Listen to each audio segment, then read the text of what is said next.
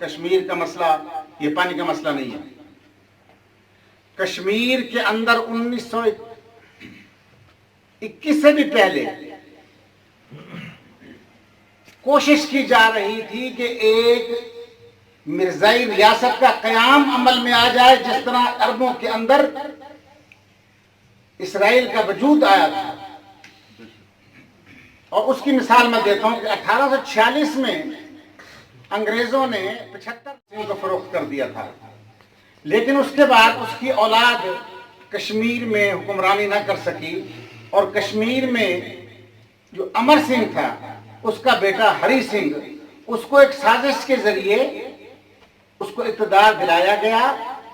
اور اس اقتدار دلانے میں جس شخص کا مرکزی کردار تھا وہ مرزا قادیانی دجال ملعون کا دست راست تھا، جس کا نام حکیم تھا، حکیم نور الدین. اور یہ اس وقت اس کا سرکاری حکیم بھی تھا. اس وقت سے ان کی کوشش تھی.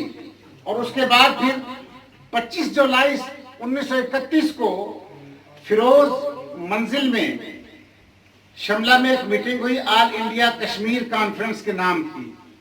تو اس کی صدارت جو کرنے والا تھا وہ ملعون قادیانی کا ملعون بیٹا بشیر الدین محمود قادیانی نے اس کی صدارت کی، جس کا ممبر علامہ اقبال رحمۃ اللہ علیہ بھی تھے.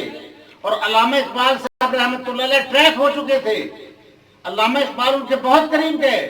چنانچہ حضرت عطا اللہ شاہ بخاری رحمۃ اللہ علیہ کو یہاں سے بھجوایا گیا. وہ کشمیر میں گئے، انہوں نے لوگوں کو آگاہ کیا کہ مرزائی یہاں پر اکٹھے ہونا چاہتے ہیں، مرزائی یہاں پر خود کو مسلمان ثابت کریں گے، اور وہ مسلمانوں کے ووٹوں کو شو کر کے ہندوستان کا ٹوٹنگ بن جائے گا، اور پھر یہ قادیانی اسٹیٹ بنانا چاہتے ہیں.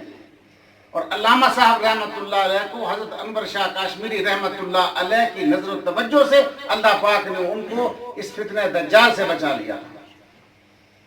اور آج بھی یہ کوشش ہے، ہندوستان نے جو کوشش کی ہے، وہ آپ کہتے ہیں یو این او کی بات،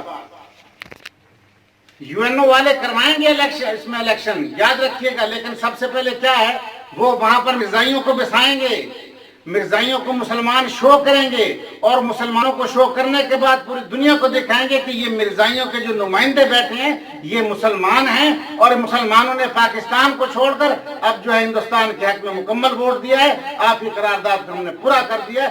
قائد اعظم محمد جناح رحمۃ اللہ علیہ کو یہ معلوم تھا کہ یہ سازش کیا ہو رہی ہے، اس لیے انہوں نے کہا تھا جس طرح عربوں کو تباہ کر رہا ہے اسرائیل، دنیا کے ہر مسلمان ملک کی معیشت کو اسرائیل تباہ کر رہا ہے، ہم کس طرح غلام بن گئے.